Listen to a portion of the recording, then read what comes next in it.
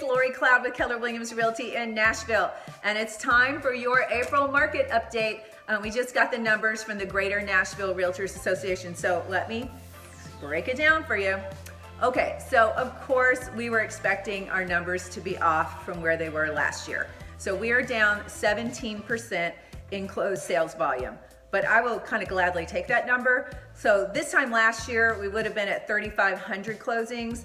And this year in Middle Tennessee, we're at about 2,900. So it's not really that much off, right? And we'll gladly take that number, given that in March, people kind of like hunkered down for 2 weeks and barely left their homes.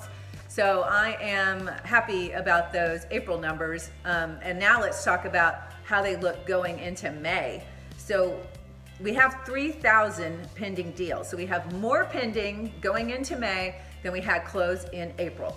Another good sign that we're starting to have more people get out there, feel comfortable with the new practices that home sellers and agents and buyers reps have been put into practice to make sure that you can see homes safely. And there are tons of virtual tours. So there are ways to get your home listed, and there's ways to go see homes right now, and you seriously don't even have to leave the comfort of your home. The median price in April was $330,000 in the Middle Tennessee area. You know, of course, in Davidson County, it's going to be significantly higher than that. But what I thought was interesting, so it was 330, and last year it was 306. And in condos, right now it's like 228.5, and last year, this was interesting, it's 229. Like, condo average completely flat to what it was last year, and then of course single family homes much more expensive than they were a year ago. So I've also heard from some people that they're like concerned that, hey, with all of this going on, with the unemployment and all the things you're seeing in the news, doesn't this mean that housing prices are going to have to come down? No, actually, no. Let's go back to home ec class. Oh, I did that once. Economics class, and think about the law of supply and demand.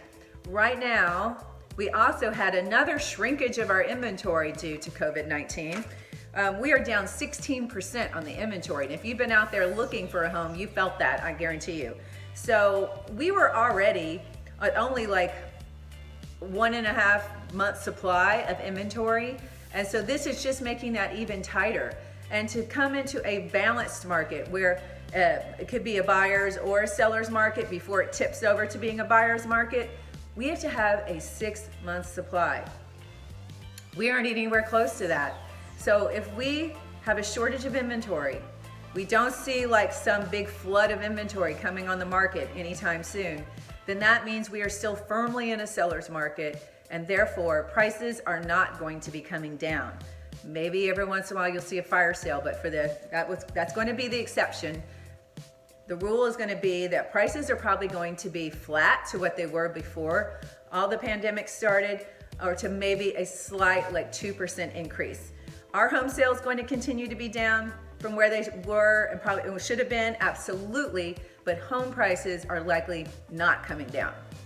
So if you take one thing away from this, I would love for you to hear that, because I do still hear people assuming that that's just not going to be the case. Let's see. So the other thing I want to say is that I listened to an economist talk about the Greater Nashville market and kind of like what looking down the road for the rest of this year and even into next, what can we expect? And they do think that we're going to see home sales fall even more potentially in the fall. So my dream of fall being the new spring may not be happening. We were hoping by then we would have COVID situation figured out, but I think watching the news, we all kind of realize the rest of 2020, it's going to still be with us more than likely. And so we're still going to have our new normal be in play. So even if prices, even if sales did come down a bit more, we're still not super concerned about the Nashville market because we still have a very strong job market here in the city. The city's working really hard to attract more businesses. All of our tax incentives are really appealing to companies to move their headquarters here. So even with property taxes going up, where it kind of brings us back to what they say should be the normal property taxes we should have been paying for the past couple years. It's still an incredibly attractive market for new people to be coming to. I even talked to some people that were like, I'll gladly pay another $700. You can't imagine what I was paying in Chicago or New York for property taxes.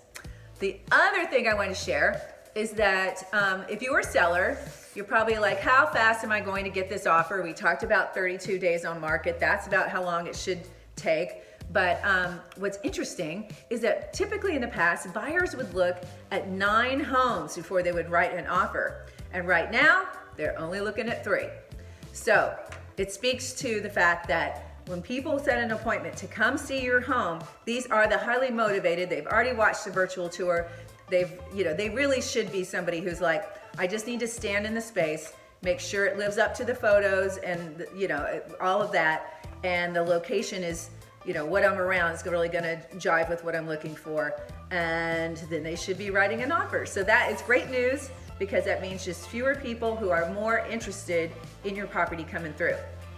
All right, so hopefully this was great, valuable information for you.